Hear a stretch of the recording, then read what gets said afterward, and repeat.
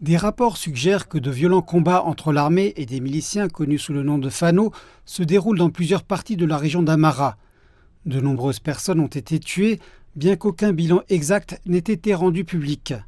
Suite à la déclaration de l'état d'urgence dans la région par le gouvernement, un poste de commandement y supervise les opérations.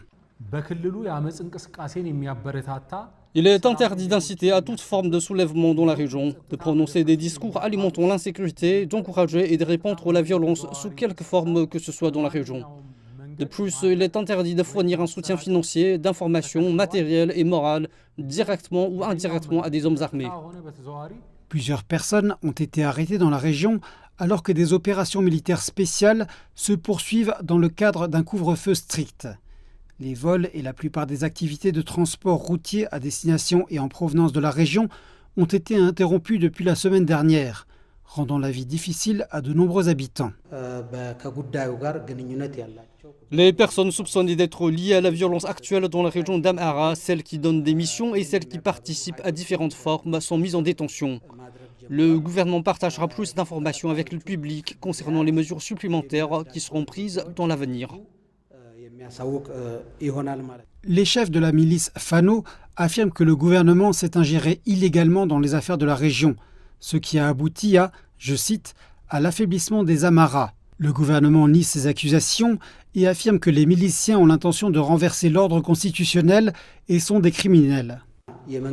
La trop grande patience et les préférences du gouvernement pour donner une chance à des alternatives pacifiques ont été tenues pour acquis et ont été considérées comme la faiblesse du gouvernement. Certains ont même commencé à croire que les groupes de pillage sont plus forts que l'ordre constitutionnel. Cela a conduit à une augmentation des cas de pillage et de meurtre.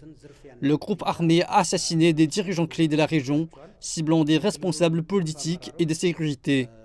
Au cours des 2 derniers mois seulement, plusieurs commissaires de police, membres du personnel de sécurité et chefs de parti dans la région d'Amhara ont été tués par la milice armée.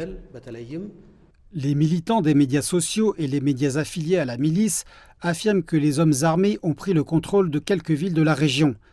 Les rapports suggèrent que la capitale de la région, Bahir Dar, et la ville historique de Gondar sont témoins d'affrontements intenses. De nombreuses personnes dans le pays et dans le monde entier ont déjà lancé des appels pour que le conflit soit résolu pacifiquement. Addis Abeba estime qu'il a donné de nombreuses occasions à la milice de déposer les armes et de revenir à la recherche de solutions politiques à tout différend. D'autres craignent que cela ne puisse à nouveau provoquer une guerre à part entière dans le pays.